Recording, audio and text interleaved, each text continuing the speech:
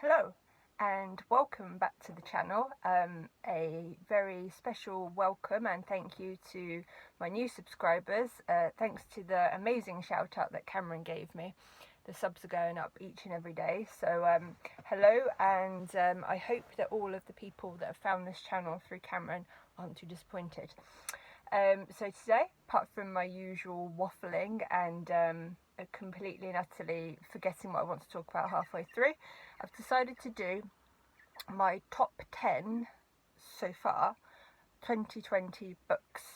So not just what I've read in 2020, because I could do 100 books that I enjoyed, but these books have to specifically have been released in 2020, obviously. So therefore, top 10 books so far of 2020.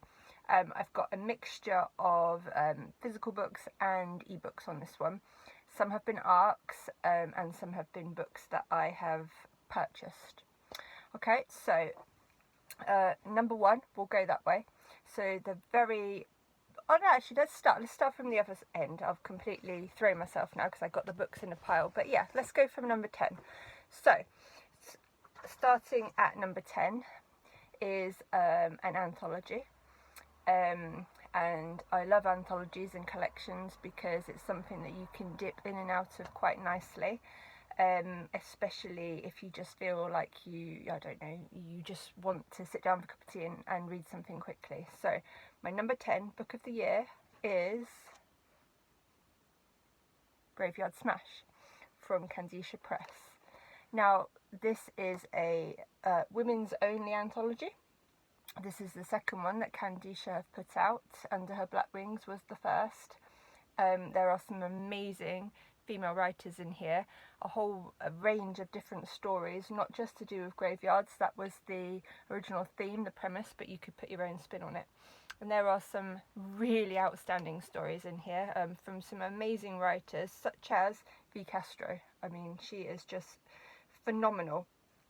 There's some other people that people would know about, Sonora Taylor, Yolanda Stefanos, all sorts of stuff in here, including a story from me.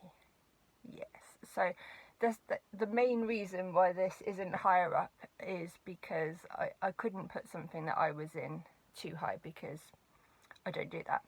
But the lady behind this, Jill, is amazing. So if you're looking for something to dive into for Horrortober and you like short stories and you want to support women, go for this one. Okay.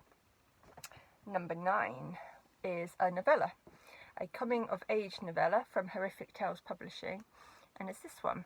Look at that absolutely beautiful cover art on that. So this is by Stephen Saville. As I said, this is a coming of age. It's set in the 80s. So as soon as I even saw that, I was like, I've got to have it.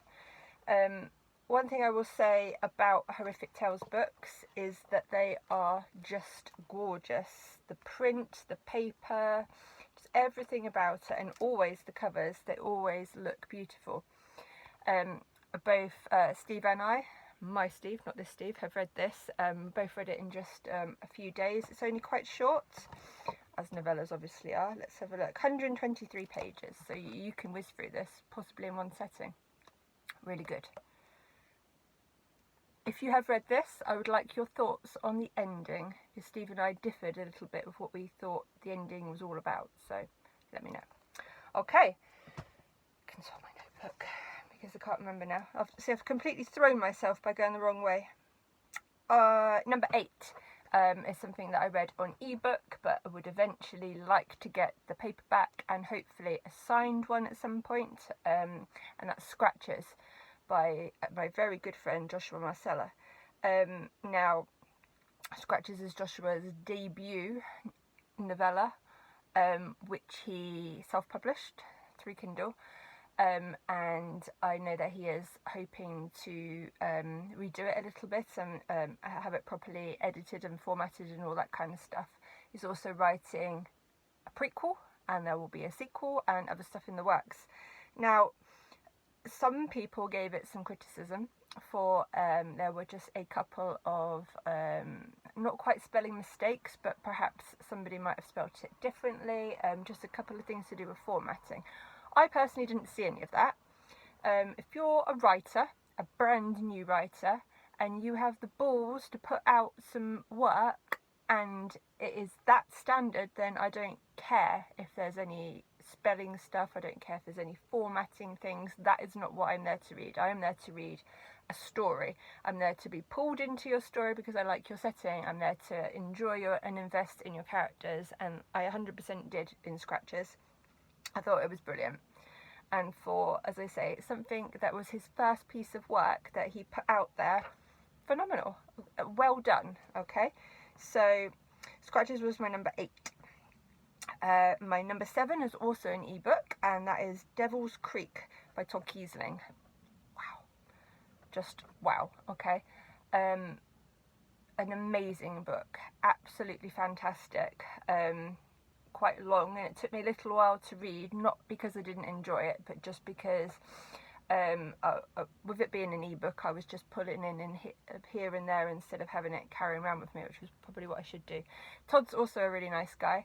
I couldn't afford to buy a signed copy of the book at the moment because it's $25 postage, but he was doing this really cool thing. Signed up for his Patreon as well. His Patreon is awesome.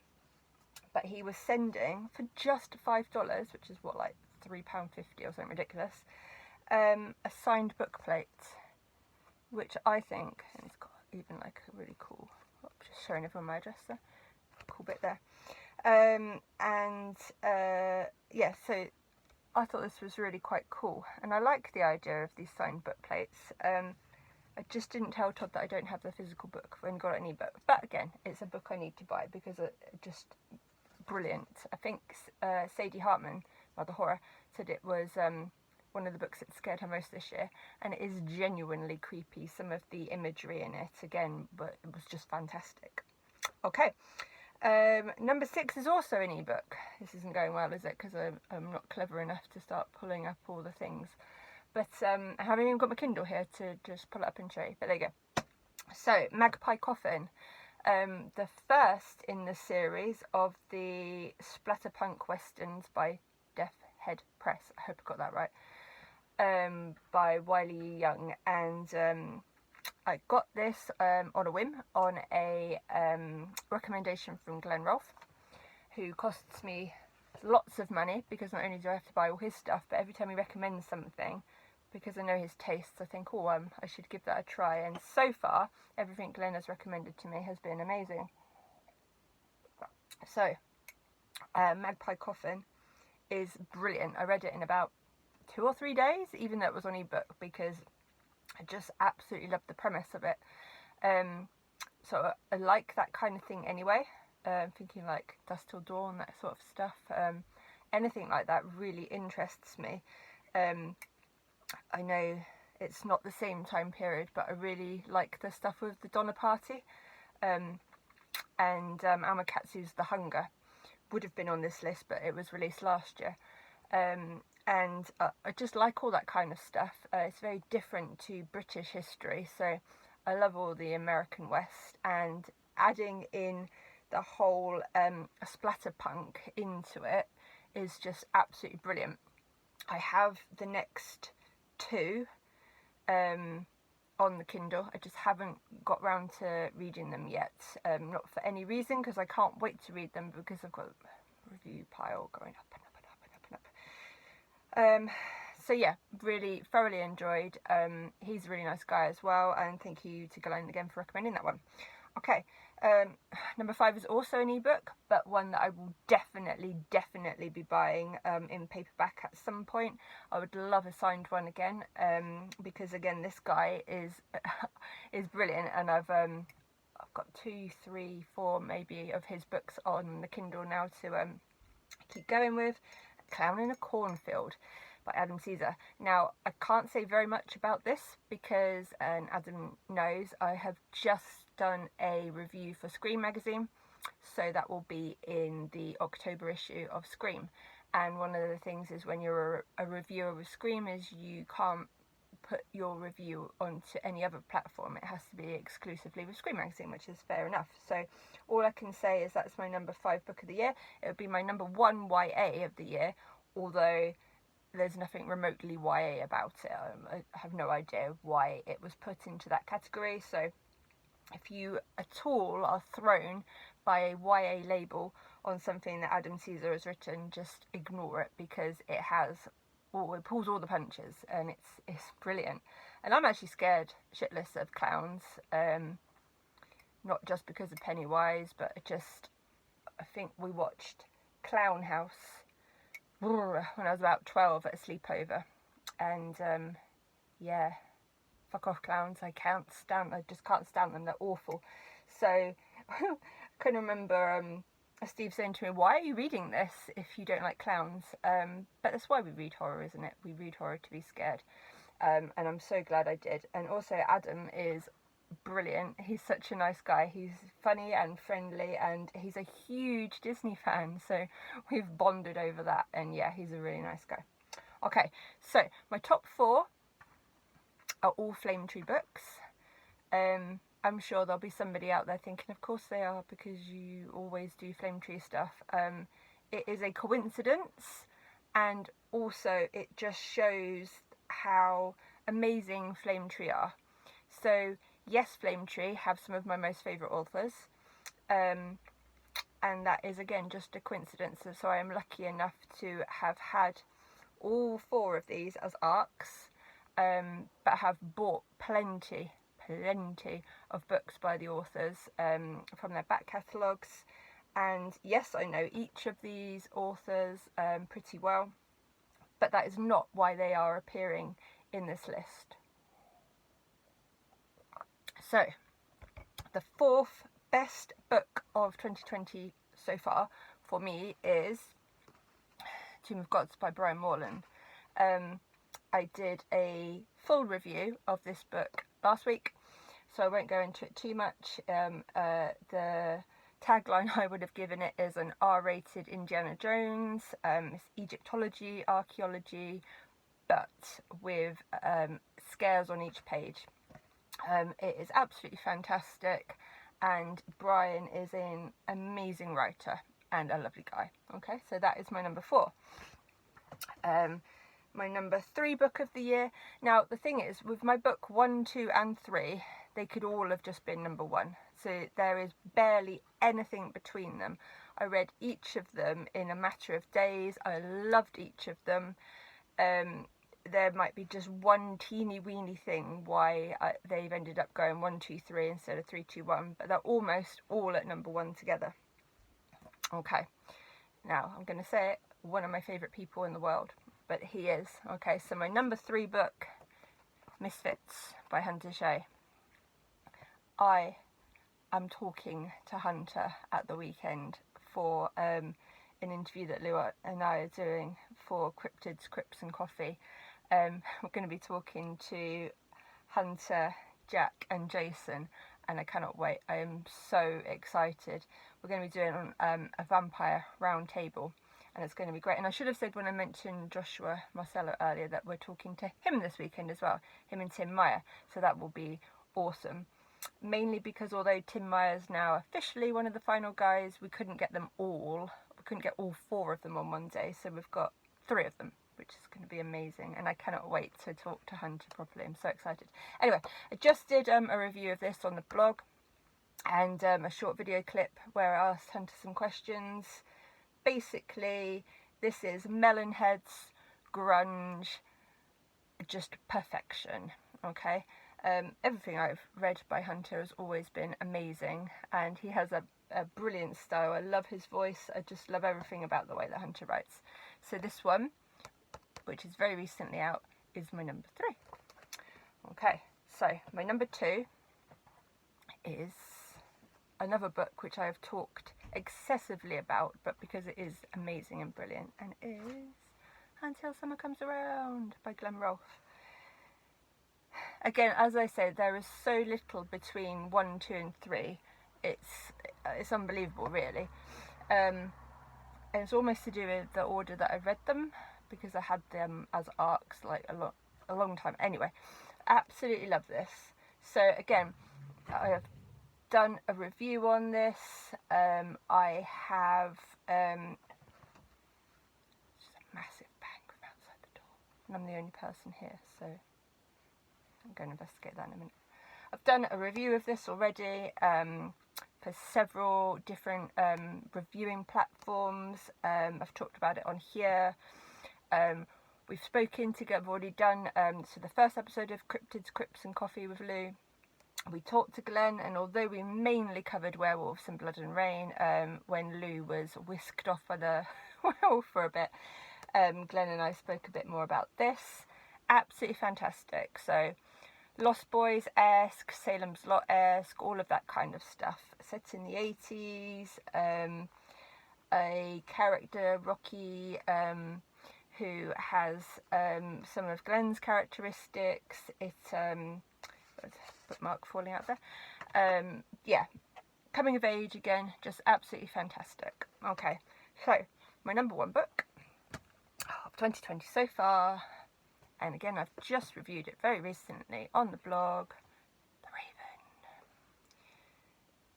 Post-apocalyptic, but do not be swayed by that. I know a lot of people have said that if they had read this prior, or if they'd seen this prior to coronavirus, pandemic, and the fact that we've lived through horrendous stuff, they would have been more interested, but they're kind of like, because they've done it, they don't want to read stuff. You haven't. We fought over toilet paper. We had to get in line to buy disinfectant and hand gel. I know it's been bad, but it has not been a world filled with monsters and DNA being sprinkled that cause people to turn into monsters and stuff. So even if you've had a horrible time with coronavirus and quarantine, and I'm sorry if you have, and if you've lost people, that is just awful, but this does not touch on anything like that. It is post-apocalyptic because the world has changed and there's not many people left, especially humans, but it doesn't go into anything that is going to make you feel that you've been through it. It is brilliant. There's all sorts of horrific creatures, and I spent most of it wondering what each character was going to be, what you're going to turn into, that kind of thing, and a couple of them I would never have seen it coming, so absolutely brilliant. Again, Jonathan Janz is one of those writers, you just feel clever reading it, or stupid reading it because you don't understand. And again, although Flame Tree gifted me this one, I've got most of Janz's books now, I think, and I've never been disappointed. He is such a fantastic writer. He really is. Okay, so those are my books I recommend that have been released in 2020. The only book that has been released in 2020 that I didn't quite get round to getting before it got whisked off again was Dead Daughters by Tim Meyer. That was part of the Poltergeist press kind of stuff. It is being re-released, hopefully late December, by Silver Shamrock. So that will be my most anticipated read still to come in 2020. Okay. So that was that. Nearly 20 minutes of waffling already, so I do apologise, and I will keep this bit nice and short for you. Okay, so review stuff I've had come this week. Lots of people have been talking about this. Okay, Monster. This came in a lovely, it's signed. It came with 2 bookmarks as well, which I appear to have already used for something because I couldn't find the bookmarks anyway, but they were beautiful as well. Look at, I love that, it's so cool. And again, this is beautifully done. It looks really nice. My husband picked it up and he was like, I'll have that. It looks really, really good. Again, so it's there is no stopping it. The cloud is Armageddon, steamrolling the world at a walking pace. So it starts at day 0 and then it goes on to like day 89, and there's all sorts of stuff that is happening. In his thrilling debut novel, Monster, author Duncan Swan crafts a relentless, terrifying, genre-bending tale of courage, desperation and redemption that shows just how fragile civilization is and how far we will go to survive.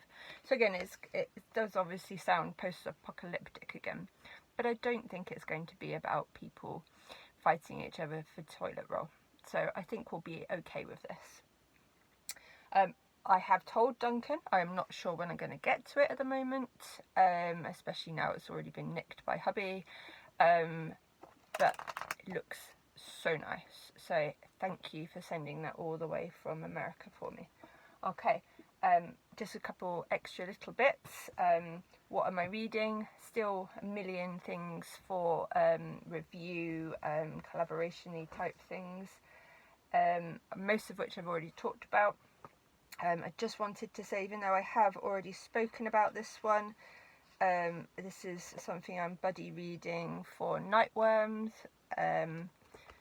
This is so good. If I wasn't reading 100 other things, I probably would have finished it already by now. Really enjoying it. So this one is kind of like when I've done all my review bits and pieces, because I've got about 7 or 8 things I'm reading, my god. I dip into this like last thing at night because it's just perfect. And then also I just started, I haven't read this for years and years because it's humongous, and I know some people read it all the time, every year, but I haven't read it for a while. Oh, there's one of my that's one of the bookmarks, it was in it, so it's very cool. But ahead of talking to the final guys at the weekend, I thought I would try and remind myself why I love this book so much. So I've just been dipping in and reading a little bit here and there, and already it's taken me back. I could have been reading it yesterday, not like 30 years ago, but yeah, so I thought that's a perfect thing to be reading this time of year as well. Okay, so that's it. That's my top 10 so far, books released in 2020, what I got for review this week, and what I am reading. Okay, so that's great. Oh, I'm also reading on my Kindle In the House of Mirrors by Tim Meyer, which I think is one of his first. It could even have been his first. And I really like Tim Meyer's style, so I'm enjoying that as well. I've got 100 things on my Kindle, it's just ridiculous. Okay, 4 really quick shout outs. Make sure that you are following, which you probably are, especially if you're watching this. Make sure you're following Cameron Cheney, Book Movie Guy, on everything, because he is just the nicest person in the world. Make sure you are following my partner in crime, Lou Yardley, Lucifer Speaks, on anything and everything that she's doing, especially her new YouTube channel. Make sure that you are following The Final Guys, my favourite show of the week. Literally, I look forward to it every Wednesday morning. One time, maybe during UK half term, I will stay up and actually be in the live chat with them, because it'll be just fun. So make sure you're following all of The Final Guys, and then just a very final shout out for Nightworms, because they're awesome. Okay, so thank you very much. Let me know if you've read any of the books that I've mentioned, or if you've got any personal favourite books that you would have put in a top 10 for things released in 2020. Make sure to subscribe to the Cryptids, Crypts and Coffee channel as well. So as I say, this weekend, I'm not sure when we'll put them out, but on Saturday we're going to be talking to Tim Meyer and Joshua Marcella about first films, first movies, and perfect Halloween ones. And then on Sunday, and I can't wait, going to be talking to Jack, Jason and Hunter from Final Guys about all things vampires. So that should be amazing. Okay, so thank you and bye!